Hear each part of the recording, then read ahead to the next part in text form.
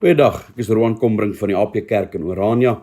Ons is besig met 'n reeksie oor die verskynings van die engel van die Here in die Ou Testament en ons lees vandag saam uit Rigter 6. Ons lees daarvan vers 7 tot 16. En deur die kinders van Israel die Here aanroep vanweë die Midianiete, het die Here 'n profeet na die kinders van Israel gestuur. En die het vir hulle gesê, so spreek die Here, die God van Israel, ek self het julle laat optrek uit Egipte, en julle uit die slawehuis uitgelei, en julle gered uit die hand van die Egiptenaars, en uit die hand van al julle verdrukkers, en hulle voor julle uit verdrywe, en hulle land aan julle gegee. En ek het aan julle gesê, ek is die Here julle God, julle mag die gode van die Amorite in wie se land julle woon nie vrees nie, maar julle het nie na my stem geluister nie. Toe het die engel van die Here gekom en gaan sit onder die terpentynboom wat by Ofra staan, wat aan Joas die Abiesriet behoort het, terwyl sy seun Gideon juis koring uitslaan in die parskyp, om dit te beveilig teen die Midianiete. En die engel van die Here het aan hom verskyn en vir hom gesê, die Here is met jou, dapper held. Toe vra Gideon hom, ag my Heer, as die Here met ons is, waarom het al hierdie dinge ons dan oorgekom? En waar is al die wonders wat ons vaders ons van vertel het, deur te sê, het die Here ons nie uit Egipte laat optrek nie?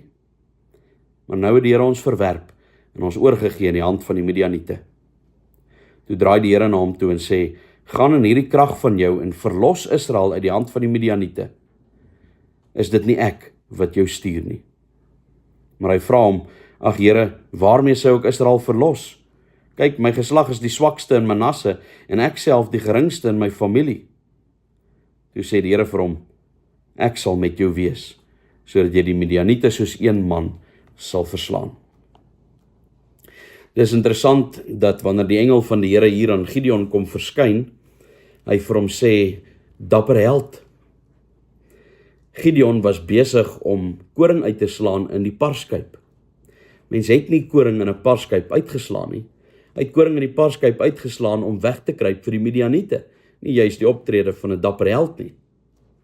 Maar die engel van die Here kom noem hom dapper held en gee vir hom hierdie opdrag om die Israeliete te gaan verlos uit die hand van die Midianiete. Hy kan nie verstaan waarom hy dit moet doen nie. Hy is uit die stam Manasse, wat eintlik maar 'n halwe stam is, en van die kleinste stammetjies van Israel. Nie net dit nie, hy is uit die geringste familie, die kleinste familietjie in die stam van Manasse, en nie net dit nie, hy is ook die geringste in sy eie familie. Hy is nie in staat om uit sy eie die volk te gaan verlos uit die hand van die Midianiete nie. En dis waar die versekering kom, waar dit aanvanklik die engel van die Here is wat aan hom verskyn, word daar dan vir hom gesê in vers 14 en vers 16, dat dit die Here is wat met hom praat, en dat dit die Here is wat met hom sal wees. Dis die Here wat die oorwinning sou verseker. Weereens kry ons te doen met 'n verskyning van die engel van die Here, wat uiteindelik 'n gedeelte is wat profeteer oor die verlossing wat in Christus bewerk sou word. Die verlossing van Israel uit die hand van hulle vyande is 'n profesie van die groter verlossing uit die hand van sonde en slawerny, 'n groter verlossing uit die hand van die duiwel, wat die Here Jesus Christus uiteindelik sou kom bewerk.